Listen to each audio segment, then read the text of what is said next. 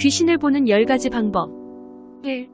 어두운 방에서 촛불 2개를 켜놓고 앉아서 그 사이를 응시하라. 터귀신. 촛불과 촛불 사이의 간격은 이자 60cm 정도로 하고 3자가량 떨어져 앉아서 촛불 사이의 빛이 교류하는 부분을 살펴보면 그 터에 있는 귀신의 모습이 나옵니다. 터에는 영체가 가진 기진동이 빛의 파동과 부딪히면서 생기는 영상으로 초보자도 쉽게 알아볼 수 있다고 합니다. 2. 책을 펼쳐놓고서 눈에 초점을 문단 사이에 맞추고 가만히 살펴보라. 자기에게 있는 귀신. 작은 활자보다는 큰 제목 사이의 틈을 3분 정도 응시하고 있으면 문단 사이에 자기를 괴롭히는 귀신의 모습이 드러납니다. 자신이 귀신의 피해자가 된 것이 아닐까 의심 가는 사람은 한번 해보시길 바랍니다. 3. 방을 어둡게 한 다음에 거울을 앞에 두고서 자기의 모습을 보라.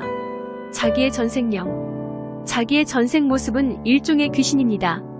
이미 사라지고 없는데도 이 방법을 쓰면 전생에 활동하던 모양이 그대로 드러납니다. 자신의 전생 모습을 보고 실망하지 않는다는 약속을 스스로 하고 나서 해주기 바랍니다. 인간으로 다시 태어난 것이 어떤 인연인지 알게 되면 실망을 느낄 수도 있으니 말이죠. 4.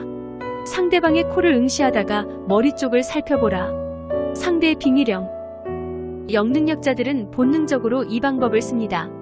한참 상대의 얼굴을 보다가 그 사람의 머리 뒷부분을 가끔 응시하곤 합니다. 거기에서는 영락없이 상대에게 씌어진 귀신이 보이기 때문이지요. 그러나 상대가 귀신을 달고 다니지 않을 경우는 아무것도 없이 깨끗합니다. 5. 직접 보려고 하지 말고 곁눈으로 보라. 추적해오는 귀신. 귀신은 옆눈으로 더 잘 보입니다. 왜냐하면 망막에 결정되는 상을 보는 것이 아니라 그대로 시신경을 통하지 않고 영상이 느껴지는 것이기 때문입니다. 더구나 따라다니는 귀신들은 자기 모습을 감추려고 애씁니다.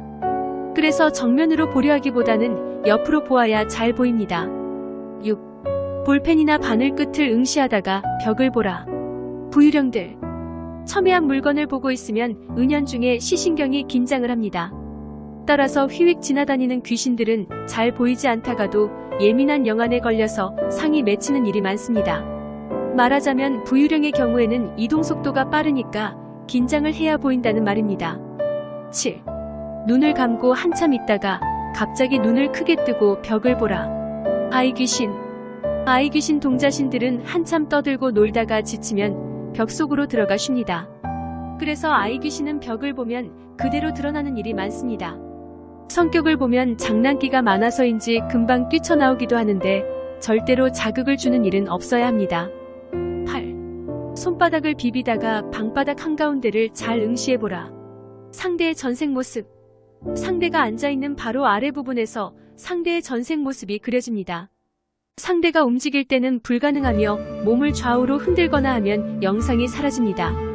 그러나 상대의 전생을 보았다고 해도 함부로 말하지 말아야 합니다. 9. 묘지에 가서 봉분을 앞에 두고 조용히 앉아서 봉분 위를 살펴보라. 묘지 귀신. 묘지에는 연고가 없는 귀신들이 와서 휴식을 하고 있는 일이 많습니다. 그러니까 그 무덤의 영혼과는 상관이 없을 수도 있다는 점을 알아두기 바랍니다. 10. 칸막이를 하고 저편에 사람을 앉혀두고서 정좌하여 칸막이 벽을 보라. 인연령. 보면 보이지 않고 보지 않으려고 하면 더 잘 보입니다. 이것이 귀신 투시의 첫걸음입니다. 칸막이를 하고 상대가 안 보이는 상태에서 보면 오히려 상대가 가진 인연령의 정체가 확실하게 나타난다고 합니다. 주석을 달자면 여기 나오는 귀신 투시법은 어떤 귀신이나 볼 수 있는 방법은 아니고 별로 신통스럽지 않은 귀신 정도를 볼 수 있는 방법입니다. 속삭이는 별.